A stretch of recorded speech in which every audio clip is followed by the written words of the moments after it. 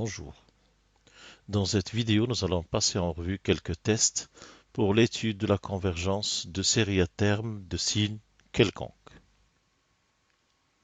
Nous commençons par l'étude de la série ou de la nature de la série suivante. Nature de sigma de moins 1 puissance n, arctangente n, sur n racine de n supérieur ou égal à 1. Ici, nous voyons qu'il y a la fonction arctangente n. On sait que lorsque n tend vers l'infini, arctangente n admet pour limite pi sur 2. Limite de arctangente x lorsque x tend vers plus l'infini est égal à pi demi. Nous pouvons donc dire que arctangente n équivaut au voisinage de l'infini à pi sur 2. La présence de n racine de n puissance 3 demi fait penser à une série de Riemann. Donc nous allons prendre la valeur absolue de un. Alors un égale moins 1 puissance n arc tangente n sur n racine de n. Nous avons donc valeur absolue de un égale la valeur absolue de ceci égale arc tangente n qui est positif pour n positif sur n racine de n et qui équivaut au voisinage de l'infini à pi sur 2n racine de n qu'on peut noter Vn. Sigma de Vn est une série de Riemann à un coefficient près puisque Vn est égal à pi sur 2 fois 1 sur n puissance 3 demi. Donc sigma de Vn converge. Nous avons valeur absolue de un équivaut à Vn et sigma de Vn convergente. Ceci nous permet de conclure que sigma de valeur absolue de un est convergente. Notre série est donc absolument convergente et on sait que la convergence absolue, sigma de valeur absolue de un convergente, implique la convergence, c'est-à-dire sigma de un convergente. Notre série est donc convergente. Comme deuxième exemple, nous allons étudier la nature de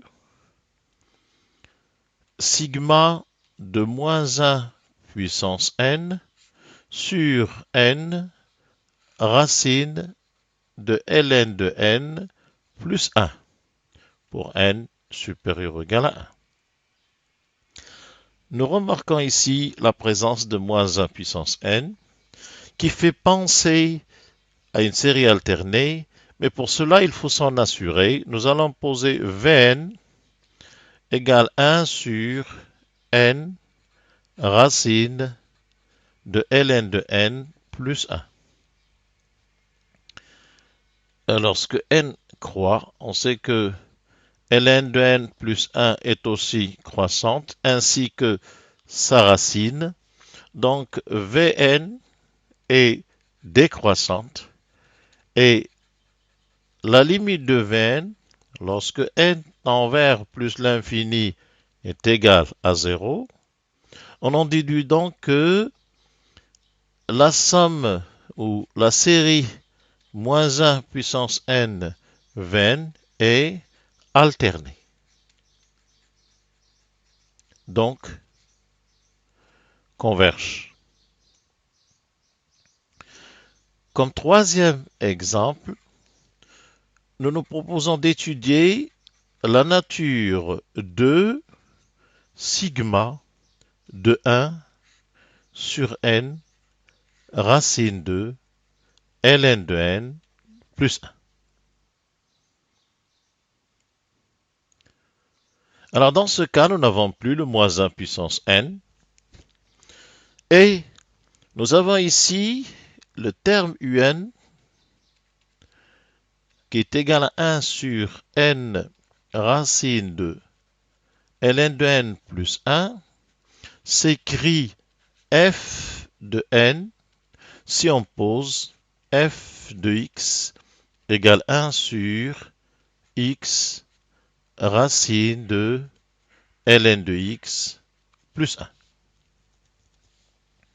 Pour x supérieur ou égal à 1, la fonction f de x est une fonction qui est positive décroissante.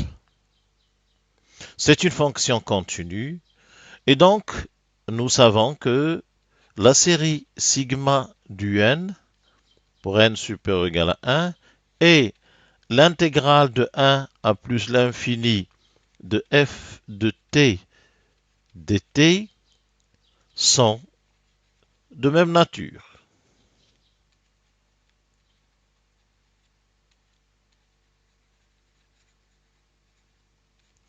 Donc, pour étudier la nature de la série sigma de un, nous allons étudier la nature de l'intégrale de 1 à l'infini de f de t dt. Nous avons l'intégrale de 1 à grand X de dt sur t racine de ln de t plus 1 peut être traité en posant u égale ln de t, ce qui nous donne du est égal à dt sur t, et cette intégrale devient intégrale de 1x de dt sur t racine de ln de t plus 1 égale les nouvelles bornes pour t égale 1, u égale ln de 1, et pour t égale x, u égale ln de x. dt sur t, c'est du, et la racine de ln de t plus 1 devient racine de u plus 1. On connaît une primitive de racine de u plus 1 qui est égale à 2 racine de u plus 1 à prendre entre 0 et ln de x. Nous avons donc l'intégrale est égale à 2 racine de ln de x plus 1 moins 2.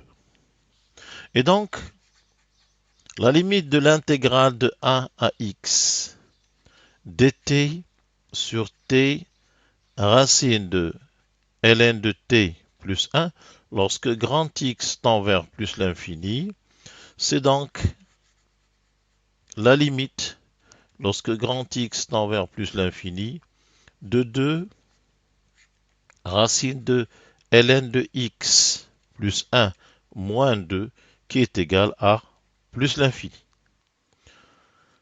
On en déduit donc que l'intégrale de 1 à plus l'infini de dt sur t racine de ln de t plus 1 diverge, ce qui implique que notre série sigma de un est divergente.